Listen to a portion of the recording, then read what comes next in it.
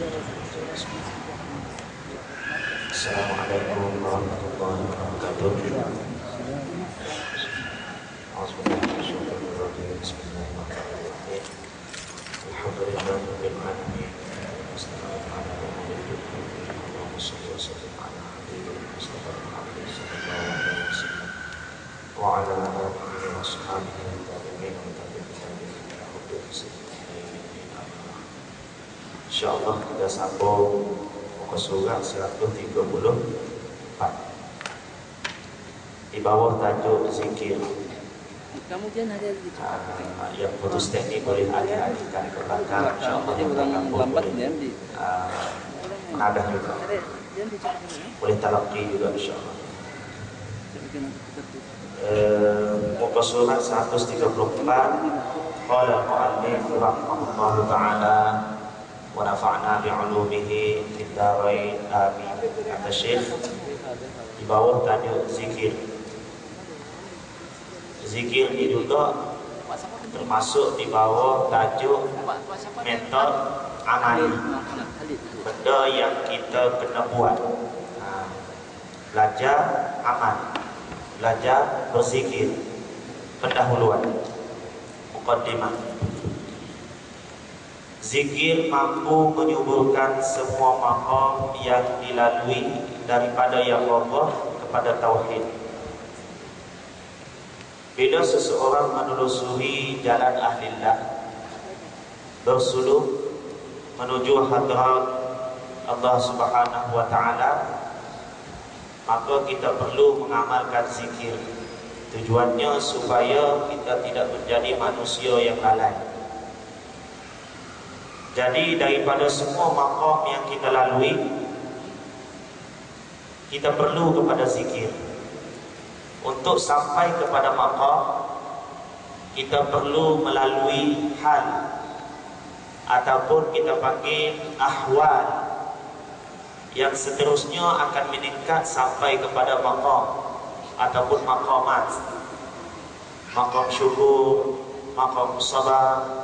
Sebelum kita sampai kepada maqam zikir, maqam syukur, maqam sabar, kita perlu melalui ahwal dulu. Maqam ini lebih tinggi daripada ahwal. Kita orang awal, bila kita beramal, kuat beramal, baru kita sampai kepada satu tahap dia panggil ahwal. Ahwal kita kadang-kadang bila berzikir, Allah akan campakkan satu perasaan, sifat mahmudah dalam diri kita, yang mana akan ada perasaan syukur. Contohnya, akan ada perasaan sabar. Perasaan ini kadang-kadang bersama jiwa kita, kadang-kadang dia tak bersama jiwa kita. Orang kata bukan 24 jam dia syukur, bukan 24 jam dia sabar. Dalam peringkat melatih ni, banyak tak sabar daripada sabar, banyak tak syukur daripada syukur. Orang yang bila dia latih jiwa dia banyak-banyak, Allah bagi nikmat pun alhamdulillah dia syukur, Allah bagi nikmah pun alhamdulillah, Allah bagi bala pun alhamdulillah juga dia syukur. Alhamdulillah ala kulli hal. Semua yang Allah bagi ni semuanya ucap alhamdulillah. Sebab apa? Sebab datang daripada Allah Subhanahu wa ta'ala, pencipta kita. Kita orang yang beriman, akidah kita kena yakin apabila Allah bagi kepada kita, Allah bagi yang terbaik kepada kita. Allah bagi nikmat, Allah tahu nikmat itu yang terbaik kepada kita, kita bersyukur. Allah bagi bala ujian, pada masa tersebut kita kena yakin bahawa ujian itu yang terbaik untuk kita.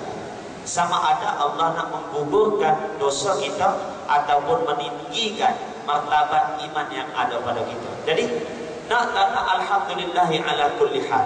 Segala puji bagi Allah. Allah bagi apa-apa pun kita terima aja. Kenapa? Dia Allah, kita hambanya. Maknanya suasana yang begini mengajar kita untuk berlatih ataupun mendidik jiwa kita supaya naik kepada satu level. Banyak syukur, banyak sabar berbanding banyak tidak sabar, banyak tidak syukur. Bila kita berzikir, hati kita naik sampai tahap begini, banyak syukur, itu dipanggil hal ataupun ahwal. Kadang-kadang syukur, kadang-kadang tidak syukur, tapi banyak syukur, alhamdulillah. Ini dipanggil ahwal. Ahwal ni kadang-kadang dia datang, kadang-kadang dia pergi. Bukan kita kata syukur, alhamdulillah. Orang puji kita, alhamdulillah. Orang keji kita, marah. Ini bukan ahwal. Orang syukur, ahwal syukur, ahwal alhamdulillah. Orang puji kita pun alhamdulillah. Orang caci maki kita pun alhamdulillah. Kita tahu keburukan kita daripada musuh kita. Daripada keburukan itulah kita memperbaiki apa yang ada pada diri kita. Jadi alhamdulillah ala kulli hal. Orang puji alhamdulillah, orang caci maki pun alhamdulillah juga. Tinggi level. Tapi kadang-kadang ada perasaan begitu, kadang-kadang nak marah juga bila orang caci maki. Sebab apa? Kita rasa aku pun manusia juga, bukan malaikat. Bila begitu ini dipanggil ahwal. Kadang-kadang datang, kadang-kadang dia tak datang bersama hati kita. Tapi kalau maqam syukr, maqam ini level dia lebih tinggi sudah daripada ahwal. Dia berada pada level ini, ulama-ulama sebut sama di antara pujian dengan kejian. Orang puji kita pun kita tidak rasa gembira, orang caci kita pun kita tak rasa sedih, tak rasa hina. Ini hebat sudah tuan-tuan, terlalu hebat. Kalau kita tidak berjalan dengan rohani, kita tidak suluk dengan jiwa kita, kita tidak akan mengenal maqam ini. Bila kita beramal dengan amalan yang ada dalam ilmu-ilmu tasawuf yang guru bagi, bila kita beramal, kita akan rasa perjalanan rohani, bukan perjalanan jasad. Menyebabkan kita rasa bila kita ada ahwal, bila kita sampai kepada tahap maqaman, dan bila kita akan merunduk balik, bergantung kepada keimanan kita dan juga amalan yang kita buat, zikir yang kita bersama Allah Subhanahu wa taala sepanjang masa. Kalau kita tak berjalan, tak melalui ahli suluk, kemungkinan besar kita tidak akan rasa perasaan memiliki ahwal ataupun lebih-lebih lagi lah memiliki maqamat. Orang yang memiliki maqamat ini adalah ahli khawas. Kita ni orang awam, lepas tu khawas, lepas tu khawasul khawas, golongan yang lebih khusus daripada yang khusus. Setengah maqam dikategorikan kepada 3 martabat. Pertama awam, kemudian khawas, kemudian khawasul khawas. Pertama awam, kemudian khususul khusus kita panggil. Setengah maqamnya dikategorikan kepada 4. Awam, khususul khusus, khususul khusus. 3 kali khususnya. Maknanya ini level yang kita nak fikir pun tak dapat. Sama di antara emas dengan pasir. Kita kalau pasir tak payah berebut, kalau emas berebut. Tapi sekali tak berebut lah mahal emas. Kalau dibagi free baru berebut. Maknanya jauh tuan-tuan dengan kita. Kita kena berjalan dengan jiwa kita, beramal dengan ajaran Islam sampai kepada satu tahap kita merasakan hati kita ni bergerak dari satu peringkat kepada satu peringkat. Barulah kita ada rasa kemanisan. Kalau kita tak rasa hati kita ni bergerak dari satu tahap ke satu tahap, maknanya belum lagi kita mempunyai ahwal, usahkan maqam. Jadi zikir ni dia kata mampu menyuburkan semua maqam yang dilalui daripada yaqadhah kepada tauhid. Manusia kemungkinan lalai. Bila berzikir dia akan ingat. Ingat itu dinamakan sedar. Sedar itu dipanggil yaqadhah. Ini pesan Ibnu Athaillah As-Sakandari. La tatruku dzikra. Jangan kamu tinggalkan zikir li'adami hudurika fihi, kerana kamu tidak rasa hati bersama Allah. Kamu berzikir la ilaha illallah, la ilaha illallah, la ilaha illallah, la ilaha illallah, la ilaha illallah, la ilaha illallah, tapi hati tak hadir, mulut saja sebut. Sebab tu orang yang belajar cara sebutan la ilaha illallah ni jangan keluar daripada bibir mulut, keluar daripada hati. La ilaha illallah, la ilaha illallah, la ilaha illallah. Kalau kita sebut biasa la ilaha illallah, La ilaha. Setakat ini saja. Kadang-kadang keluar sampai sini saja. Kita nak keluar daripada hati. La ilaha illallah. Tadi keluar. Bila keluar daripada hati, dia rasa macam bergegar. Kalau tak keluar daripada hati, kita main sebut di mulut saja, tak rasa apa-apa. Tak rasa apa-apa. Bila tak rasa apa-apa, kita sebut banyak pun dia tak sampai ke hati sanubari. Jadi kena berlatih sebut dengan hati, bukan sebut dengan mulut semata-mata. Otak pula memikirkan maksud dalam zikir tersebut. Jadi Ibnu Athaillah As-Sakandari pesan, la tatruku dzikra, jangan tinggal zikir walau macam mana sekalipun. Li'adami hudurika fihi. Alasan kita macam mana? Aku berzikir pun ustaz tak juga rasa macam lain. Sama juga zikir dengan tak zikir. Tak rasa macam bersama Allah Subhanahu wa taala. Jadi jangan tinggal. Walaupun begitu, mudah-mudahan Allah akan memindahkan kita daripada lalai kepada ya Allah. Nak sampai kepada tauhid zauqi jauh sama sekali kalau kita tidak mula berzikir. Jadi hati ini, lidah ini kena ajar berzikir supaya jangan lekang daripada menyebut kalimah zikir. Ia menyuburkan ma'rifah serta ahwal yang menolong seseorang saling berjalan menujunya. Tiada jalan untuk mencapai hasil tersebut kecuali daripada pohon zikir. Kita nak dapat ma'rifah, kena banyak-banyak berzikir. Barulah Allah akan bukakan pintu hati kita. Nak belajar tasawuf pun ulama ajar sudah kita. Kalau tak silap saya bagi tahu dah dulu sekali. Bila kita nak belajar ilmu tasawuf, ilmu hati, ilmu adab, ilmu akhlak, ilmu ma'rifah, doa dengan Allah Subhanahu wa taala. Allah maftah qalbi. Ya Allah, kau bukalah pintu hati aku. Bukalah hati aku. Qabla an taftaha udhuni. Sebelum kau buka pintu telingaku, buka pintu hati dulu, aku dulu ya Allah. Jadi doa, Allahumma ftah qalbi qabla an taftaha udhuni. Ya Allah, kau bukakanlah pintu hati aku sebelum kau buka pintu telingaku. Supaya apa? Supaya kita belajar masuk terus ke dalam hati. Daripada cuping telinga masuk ke dalam hati, insya-Allah bermanfaat untuk individu yang mendengar. Kalau masuk telinga kanan keluar telinga kiri, dia tak akan dapat manfaat. Jadi niat betul-betul doa dengan Allah Subhanahu wa taala. Tak dapat doa dengan bahasa Arab, dengan bahasa Melayu, dengan bahasa kita sendiri pun boleh. Sejauh mana pohon itu membesar dan teguh tunjangnya, maka buah serta faedahnya lebih banyak. Sejauh mana kita berzikir kepada Allah Subhanahu wa taala, sejauh itulah kita mendapat manfaat. Bergantung kepada ahli suluk. Bergantung kepada ahli suluk. Sejauh mana kejujuran hatinya, sejauh mana kuat zikirnya kepada Allah Subhanahu wa taala.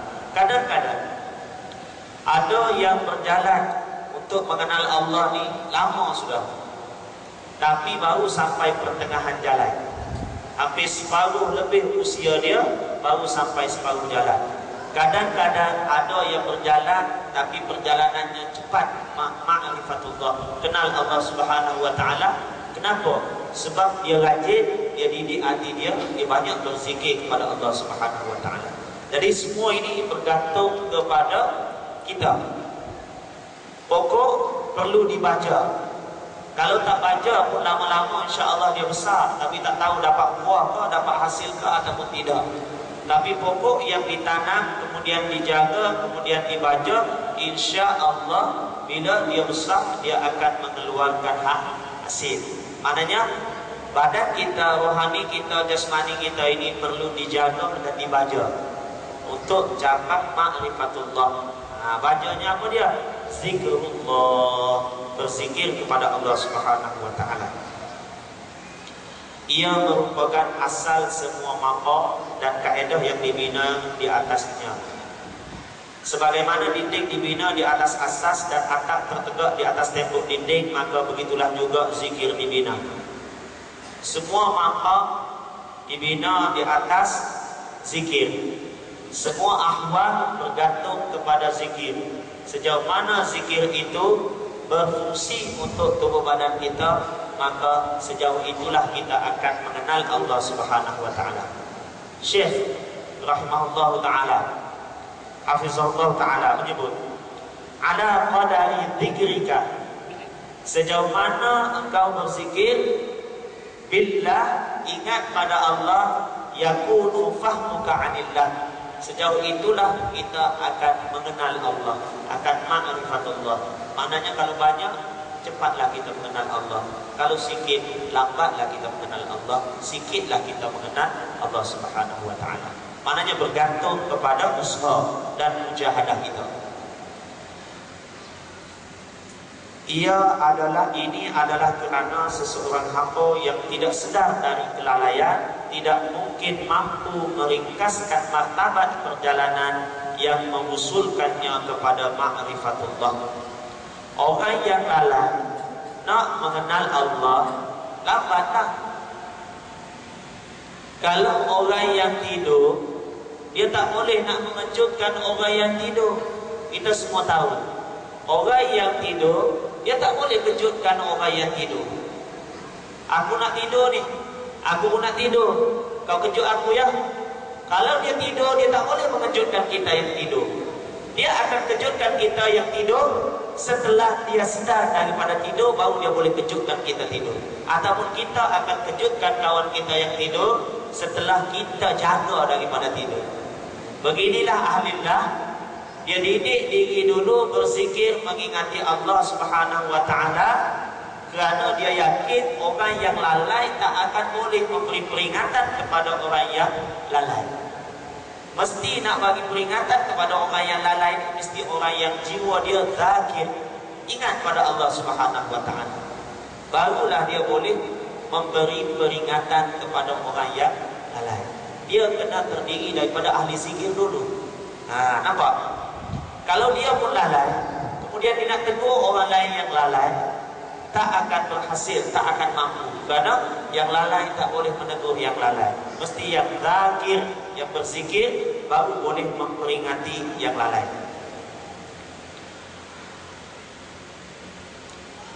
Tujuan manusia diciptakan adalah kerana untuk ma'rifatullah. Ayat Al-Quran sebut, wa ma khalaqtul jinna wal insa illa liya'budun, dan tidak aku ciptakan jin dan manusia kecuali untuk menyembahku. Illa liya'budun, ay illa liya'rifun. Tafsir Ibnu Abbas menyebut, dengan maksud menyembahku itu ialah ma'rifah kepadaku. Tujuan manusia diciptakan adalah supaya manusia kenal Allah. Ma'rifatullah itu kenal Allah. Itu tujuannya.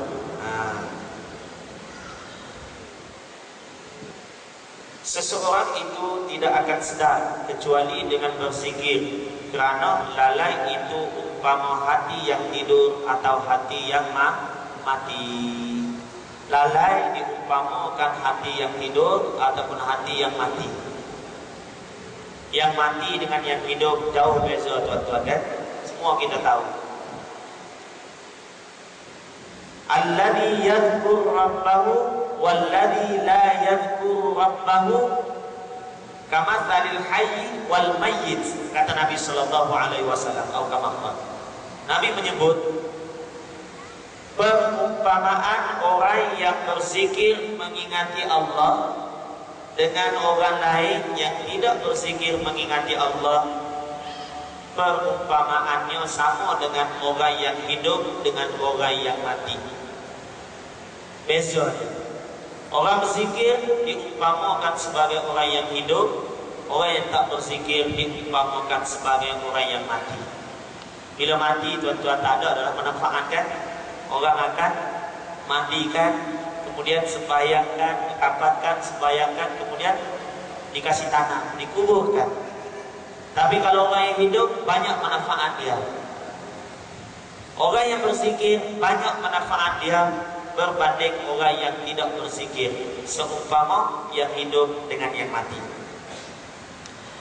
Golongan sufi mengikuti perintah Allah Subhanahu wa taala, Tuhan Azza wa Jalla, dengan banyak mengingatinya, menjadikan hidup mereka seperti kehidupan malaikat. Malaikat banyak mengingati Allah Subhanahu wa taala, bahkan sepanjang hidupnya ingat pada Allah. Ada yang diciptakan untuk bertasbih sahaja, subhanallah, subhanallah, daripada awal dia diciptakan sehinggalah hari kiamat. Ada yang menyebut alhamdulillah, alhamdulillah, maknanya sentiasa berzikir sepanjang hidupnya. Jadi orang-orang sufi, mereka cuba untuk mengajar diri mereka jangan lalai kepada Allah Subhanahu wa taala. Kalau kita nak berzikir pun kadang-kadang berfikir, baru pegang tasbih 100, tak sampai 100 lagi tertidur sudah. Pegang tasbih, sekali pegang tasbih belum lagi habis satu pusingan, letak sudah buah tasbih. Jadi jauhlah diri kita. Sebab satu pusingan tu berapa saja tuan-tuan? Berapa minit saja? Satu pusingan tasbih kita, subhanallah, subhanallah, subhanallah. Para malaikat sepanjang hidupnya. Jadi percubaan orang-orang tasawuf nak menjadikan diri mereka ini sepanjang masa, nak menyerupai kehidupan para malaikat sepanjang masa, hati mereka tidak lalai kepada Allah Subhanahu wa taala. Bukan maksud sepanjang masa pegang tasbih, tidak. Kita berzikir ingat pada Allah. Kita kerja ingat pada Allah. Kerja kita tak akan melakukan perkara yang haram. Kita balik rumah, bergaul dengan anak isteri kita, ingat pada Allah. Kita tidak menganiaya anak isteri kita. Kita didik mereka dengan cara-cara Islam. Semua ni adalah dikira sebagai mengingati Allah Subhanahu wa taala. Maknanya kita tak lupa. Bukan kata pegang tasbih, ingat pada Allah Subhanahu wa taala, tak buat apa-apa kerja lain. Tidak. Itu tanggapan yang salah. Itu pendapat yang tak betul. Hati tidak pernah terlintas tentang dunia dan tidak menyibukkan mereka daripada kekasih. Hati mereka hanya ingat pada Allah Subhanahu wa taala. Ini tahap yang tinggi sudah ni. Kita hanya mampu baca, kita hanya mampu cerita saja. Tak sampai tahap kita. Orang yang dilamun cinta kepada Allah Subhanahu wa taala, kalau ulama-ulama dulu dia tengok seseorang tu macam gila sudah. Kenapa? Dilamun cinta kepada Allah, terlalu rindu kepada Allah Subhanahu wa taala. Kita tengok dia pun macam ada tak ada aja. Orang gila macam ingat kepada kekasih. Macam mana? Ingat betul-betul sampai otak ini tak boleh berfungsi untuk buat benda lain. Ingat kepada cewek, ingat kepada kekasih. Seolah-olah begitu. Dia ingat, bukan otak jadi tak betul. Ingat asyik sangat melakukan amal ibadah, seolah-olah dia masa buat ibadah pun dia buat ibadah, masa bergaul dengan manusia pun hati dia ni merasakan kebersamaannya dengan Allah Subhanahu wa taala. Dia rasa lazat sentiasa. Maknanya ketika jamak pun dia ingat Allah, ketika faraq pun dia ingat Allah Subhanahu wa taala. Jamak macam mana? Al-jam'u wal farq. Ketika jamak, ketika dia melakukan amal ibadah, memang hatinya bersama Allah Subhanahu wa taala direct. Tapi ketika faraq, maqam jamak, maqam faraq, ketika faraq pun, ketika dia tidak beramal ibadah secara khusus, tapi hidup dia secara umum untuk Allah Subhanahu wa taala, hatinya tetap juga bergantung kepada Allah Subhanahu wa taala. Kalau kita tengok sekarang ni Wi-Fi lah kan, wireless, internet tu ada selalu, guna tak guna pun ada selalu, on selalu. Hati kita pun, hati dia pun sama. Dia buat secara direct amal ibadat yang wajib, amal ibadat yang khusus, hatinya direct dengan Allah Subhanahu wa taala. Duduk seharian pun, duduk di meja, duduk di kursi, duduk buat kerja harian, makan minum, hati dengan Allah Subhanahu wa taala. Maknanya al-jasadu ma'an nas wal qalbu ma'allah. Jasad tubuh badan bersama manusia, tapi hati bersama Allah Subhanahu wa taala. Al-qalbu ma'al khaliq al-qalbu ma'al khaliq wal qalbu ma'al makhluk. Hati dengan Allah pencipta, tubuh badan dengan makhluk yang dicipta. Jadi dua-dua keadaan mereka ini ingat pada Allah Subhanahu wa taala. Hati sentiasa merindukan Allah. Jadi hidup mereka tak ingat benda lain. Jadi fikir apa pasal dunia. Man wajadallah. Ulama sufi sebut man wajadallah wajada kulla syai'. Siapa yang dapat Allah, dia akan dapat segala-galanya. Wa man faqadallah faqada kulla syai'. Siapa yang kehilangan Allah, dia hilang segala-galanya. Macam mana? Allah adalah pemilik segala-galanya.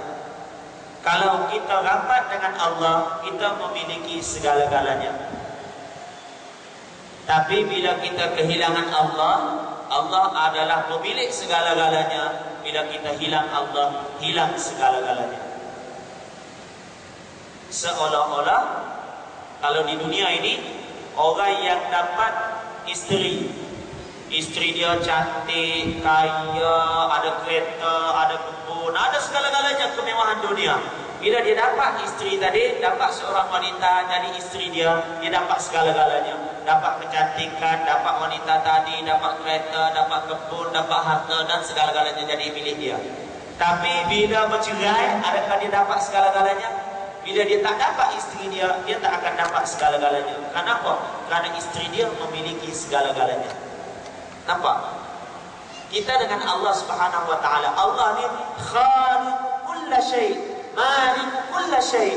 Allah ni pencipta segala-galanya, yang memiliki segala-galanya. Bila kita dapat Allah, dapatlah segala-galanya. Bila kita tidak dapat Allah, hilanglah segala-galanya daripada kita. Jadi, jangan kita kejar dunia. Kejar dunia dapat dunia saja, tak dapat Allah. Kejar akhirat, kita dapat Allah, kita dapat segala-galanya. Mereka lupa akan diri dengan sebab duduk berjinak-jinak dengan Tuhan, dan mereka gaib daripada sesuatu kecuali Dia. Hatinya tak memandang kepada benda lain. Yang dipandang hanya Allah. Yang rasa seronok, yang rasa tenang hatinya bila bersama Allah, bila ingat pada Allah Subhanahu wa taala. Bila ingat kepada benda lain, hati rasa macam tak tenang. Orang berzikir ni tuan-tuan, peringkat pertama sekali kita paksa zikir. Peringkat pertama macam kita ni tak berzikir. Lepas tu kita nak beramal, kita paksa diri kita, hati kita supaya berzikir, lidah dan juga hati. Bila paksa, banyak yang tak ingat daripada ingat. Kemudian bila kita paksa lagi, kita akan ada 50-50. Ingat dengan tak ingat. Kita mujahadah lagi, dia akan jadi 75-25. 75 ingat, 25 tak ingat. Paksa lagi, mujahadah lagi, dia akan jadi 100 ingat, kosong sudah tak ingat. Bila kita beramal, amal dalam kehidupan kita, sepanjang masa lidah kita ingat pada Allah, hati kita ingat pada Allah Subhanahu wa taala. Bila saat begini, kita kena paksa dia untuk tidak mengingati Allah kalau nak ingat pada benda lain. Sebab apa? Dia dah biasa ingat pada Allah Subhanahu wa taala. Maknanya nak tak ingat pada Allah kena paksa. Adakah bila kita sudah seronok ingat pada Allah Subhanahu wa taala, kita akan paksa dia mengingati benda lain? Tidak. Awal-awal kita berzikir, kita kena paksa dia supaya ingat pada Allah. Kenapa lah payah sangat nak berzikir? Nak dapat 1.000 satu hari pun macam mana orang dapat buat 10.000, 11.000, 21.000, 100.000? Itu kena paksa. Bila sampai satu tahap tak berzikir, rasa hati tak puas. Hati ini bergerak selalu Allah, Allah, Allah, subhanallah, subhanallah, subhanallah. Walaupun mulut kita sudah berhenti bergerak. Mulut kita jumpa kawan kita, assalamualaikum, salam. Kemudian hati kita tetap juga ingat pada Allah Subhanahu wa taala. Kenapa? Sudah biasa. Tadi kalau kita nak suruh dia ingat pada Allah, kita kena paksa. Sekali lagi kalau kita nak suruh dia lupa pada Allah, kita paksa juga. Sebab apa? Memang sudah sebati. Kita belum lagi mula yang pertama. Berzikir pun belum mula lagi. Kita bercakap juga yang di ujung. Jadi bila kita akan sampai, mudah-mudahan kita masuk di kalangan mereka yang pertama juga. Kita akan rasa hasil daripada amalan kita. Ketika mereka mendapat tajadi, mereka bertawajuk. Bila Allah tunjukkan kepada hati kita, Allah buka sedikit hijab, Allah tunjuk, Allah jemaahkan kepada hati kita, kita akan nampak nikmat Allah dengan mata hati, kita akan bertawajuk. Kita akan merasakan sesuatu itu perlu kita syukur. Kalau perlu kita menangis, kita merasakan perlu menangis. Kalau tak menangis juga, kita buat menangis. Kalau tak syukur juga, kita buat syukur. Tawajuk ni buat dulu. Sebab buat ni dia akan dapat lama-lama. Tapi kita nak buat menangis, lelaki banyak jelek kalau menangis. Ada orang cakap begitu kan, terus tak handsome kalau menangis.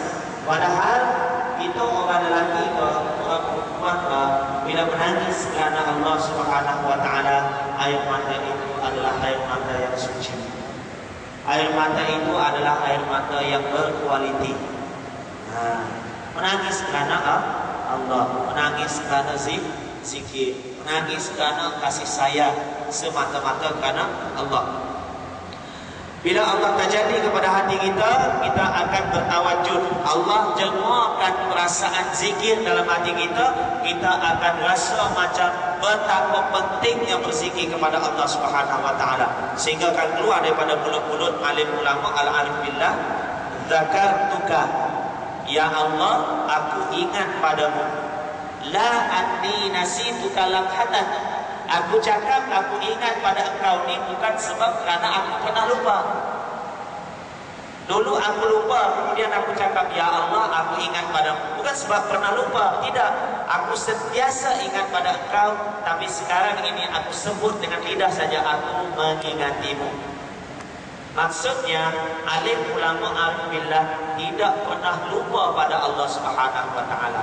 Dia boleh sebut begini, zakartuka la anni nasituka lamhatan, aku ingat pada engkau bukan kerana pernah melupaimu walaupun untuk seketika.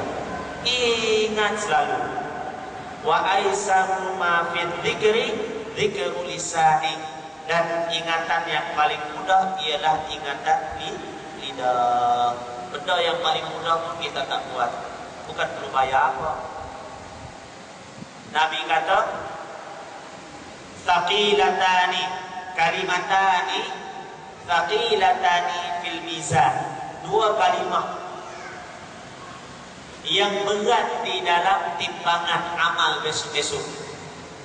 Khafifatani 'alal lisan, dan ringan saja nak ucapkan di bibir mulut, di lidah. Apa dia? Subhanallah wa bihamdihi subhanallahil azim. Dua ini, dua. Senang saja sebut di lidah, tapi berat di sisi timbangan di sisi Allah Subhanahu Wa Taala. Tapi berat juga kita nak sebut. Cuba sebut satu-satu hari banyak 100, satu hari subhanallah, subhanallah, subhanallah. Sebut saja, bukan yang lepas sembahyang.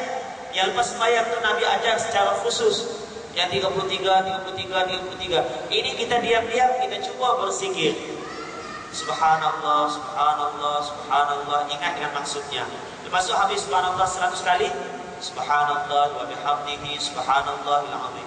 Subhanallah wa bihamdihi subhanallahil azim. Ingat yang tersebut 100.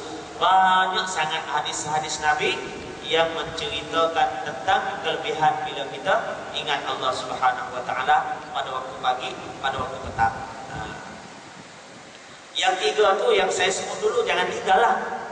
Istighfar 100, selawat 100, dan tahlil 100. Itu 100 pagi, 100 petang. Yang itu maintain kan.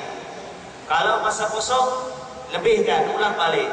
Subhanallah, istighfar lagi 100, selawat lagi 100, tahlil lagi 100. Buat banyak. Ada masa kosong, boring sudah sebut ini, benda yang sama kita rasa macam begitu, kita sebut pula subhanallah, subhanallah, subhanallah, ataupun subhanallah wa bihamdihi, subhanallahil azim, ataupun la haula wala quwwata illa billahil aliyyil azim. Sebutlah apa-apa yang warid daripada Nabi sallallahu alaihi wasallam. Ahli sufi mengingati Allah Subhanahu wa taala dalam semua waktu. As-Sufi Ibnu Waqtin, kata ulama-ulama sufi. Orang sufi ialah anak waktunya. Apa maksud anak waktunya? Orang sufi ialah orang yang mementingkan waktu. Jangan pula kita belajar tasawuf, kita paling orang yang tak kisah pasal waktu. Belajar mesti beramal. Sama-sama kita beramal. Melalui cara tersebut dia mendapati dadanya lapar. Sebab apa lapar? Ingat Allah. Hatinya tenang serta ruhnya subur kerana dia dapat duduk berjinak-jinak dengan Tuhan. Orang yang banyak zikir ni Allah Subhanahu wa taala sebut dalam hadis qudsi, ahlu zikri ahlu mujalasati. Ahli zikir adalah ahli yang sentiasa duduk bersamaku. Kita bersama Allah Subhanahu wa taala sepanjang masa.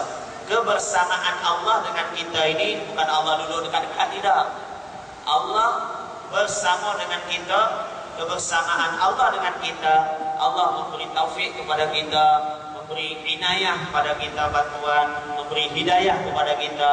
Kalau kita tak ingat, Allah mengingatkan kita. Kalau kita tak bertaubat, tub alaina, Allah kasih taubat kepada kita, Allah anugerahkan. Kalau kita tak ingat pada Allah, Allah gerakkan hati kita untuk ingat. Kalau kita nak buat dosa, nak buat maksiat, Allah gerakkan hati kita, Allah kuatkan keazaman kita untuk tidak buat. Itu kebersamaan Allah dengan kita. Ahlu zikri, ahlu mujalasati. Ahli zikir ialah orang yang sentiasa duduk bersama Allah Subhanahu wa taala. Orang arif. Orang arif ialah orang yang sentiasa berzikir, hatinya berpaling daripada kesenangan dunia. Ini kita kena cuba buat, ya. Sentiasa berzikir, hati jangan menoleh kepada kesenangan dunia yang membinasakan. Lalu Allah memimpinnya dalam semua urusannya. Orang yang nak jadi arif, nak jadi aulia Allah, nak jadi wali Allah ini, syarat pertama dalam hadis yang ringkas Nabi bagi tahu tapi padat. Syarat yang pertama nak dekat diri dengan Allah, nak hampir diri dengan Allah, pertama, la yazalu 'abdi yataqarrabu ilayya bin nawafil. Itu setelah berlakunya benda yang wajib. Pertama, melakukan yang fardu. Yang kedua, melakukan yang sunat. Yang wajib buat, yang sunat diperbanyakkan sebagai tambahan kepada yang wajib. Hatta uhibbah. Buat ni sampai bila? Sampai Allah cinta kepada kita. Fa idza ahbabtuhu, apabila Allah cinta kepada kita, kuntu sam'ahu alladhi yasma'u bih.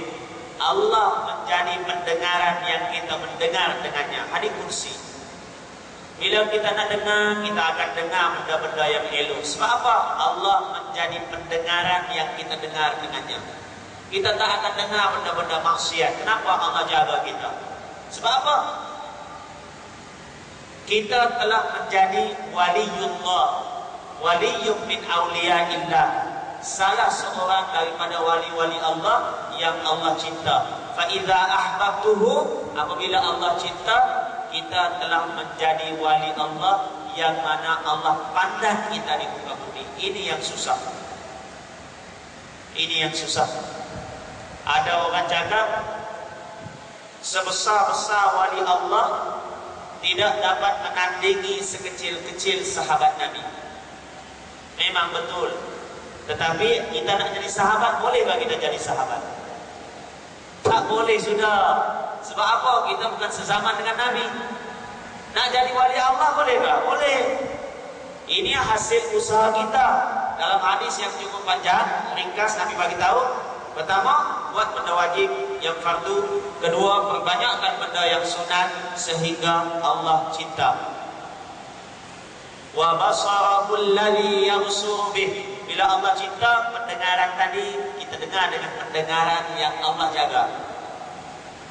Kemudian kita melihat dengan penglihatan yang Allah jaga juga.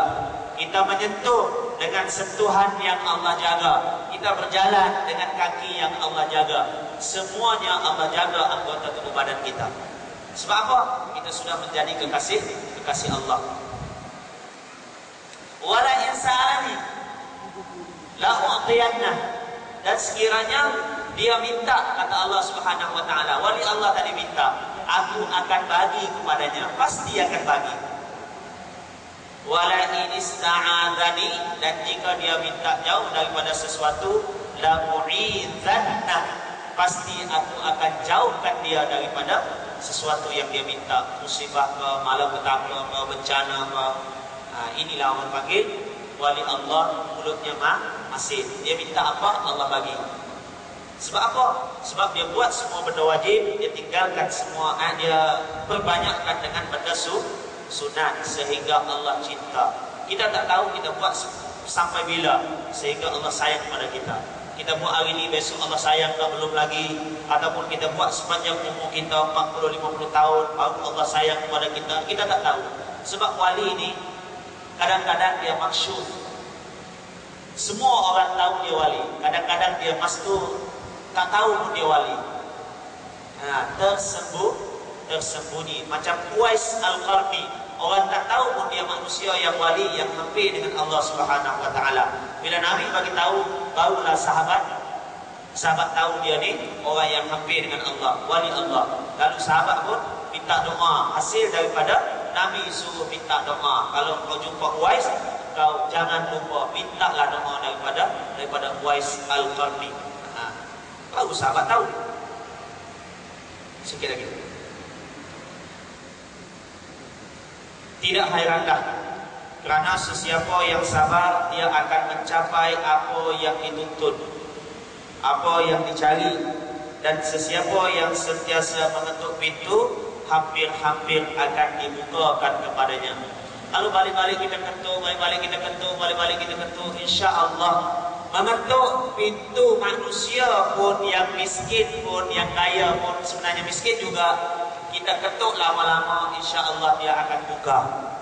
Apatah lagi mengetuk pintu Allah yang sentiasa terbuka, tak pernah tertutup, walaupun untuk menerima taubat daripada kita. Pintu Allah sentiasa terbuka, tak pernah tertutup. Siapa yang mengetuk pintu manusia yang sentiasa tertutup pun tidak dibukakan kepada manusia umum.